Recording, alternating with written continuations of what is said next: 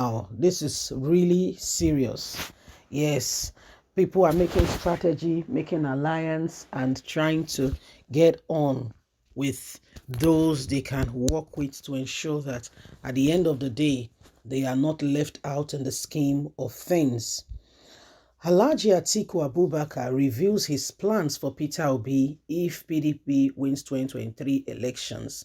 He still wants to form an alliance with Peter Obi because he sees great potential with this young man and says, you know what, Peter Obi has a lot to offer. In case anything happens, whatever it is Peter Obi I will align with because I know is a man who has a lot to offer. Don't forget that both of them has run before in 2019 as president and vice presidential candidate for the People Democratic Party. It was earlier in this year, 2022, that Peter Obi left to become the presidential candidate of the party. He is now in the Labour Party. And since then, he has just blossomed and bloomed like no other. So what is going on? What are we seeing? What are we looking at? And why are we making the choices we are making? Adversely, at the end of the day, if you don't make a choice, you really did make a choice. And whether you make it or not is going to come back to every single one of us. Please don't forget to give us a thumbs up, like us, share, subscribe. Let's get all the details. Atiku reveals his plans for Peter Obi if PDP wins 2023 presidential election. The presidential candidate of the People Democratic Party, Alhaji Atiku Abubakar, says he will form a government of national unity that will include opposition politicians if elected in 2023. Atiku, who described himself as a unifier, made this known in an interview published by Financial Times on Monday, December the 19th. Asked if he could appoint the Labour Party presidential candidate Peter Obi if elected, Atiku said, why not? Yes. Further asked what capacity the PDP presidential candidate said, let's win the election before thinking of roles people can play.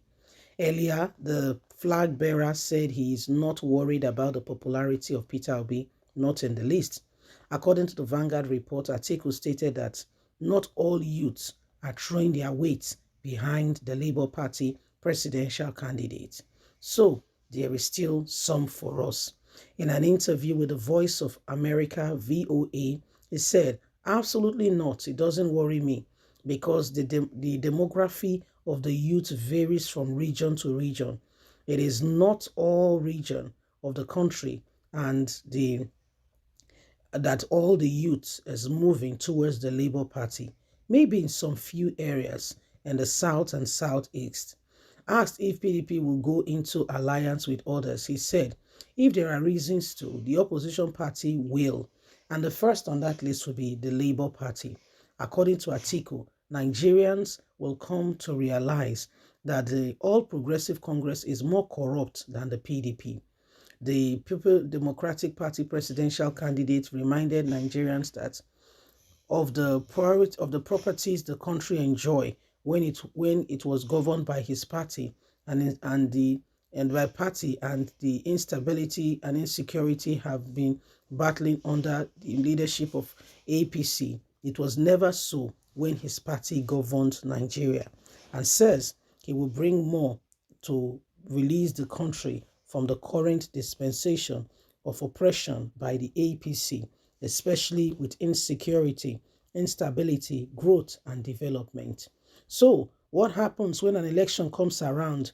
Your enemy discovers your weakness and what? Mounts on it and makes it to become their very number one point to say to the people, he has failed in this area, but guess what? I'm ready to take you all the way. So, PDP, APC, Nigerians, have you thought about them squarely? Are these the people you want to give the responsibility of leading this nation? Why would you want to do a thing like that? They've had opportunity at various times. What did they do? Alhaji Atiku Abubakar has made us understand that he does really respect Peter Obi. He said if there's going to be an alliance, yes, it's going to be Peter Obi. Asked if he would give Peter Obi an appointment, say, why not? Why not? He's a fine young man. He has a lot to offer, So why should we not take opportunity and ensure that we bring all hands on deck and bring Nigeria, out of everything and anything that have oppressed her far too long.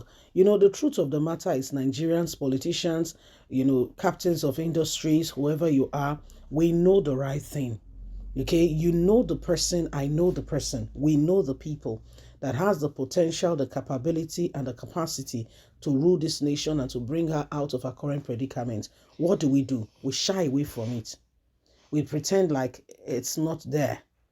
Like if we pretend it will take it away. That's what we do. That's what we do.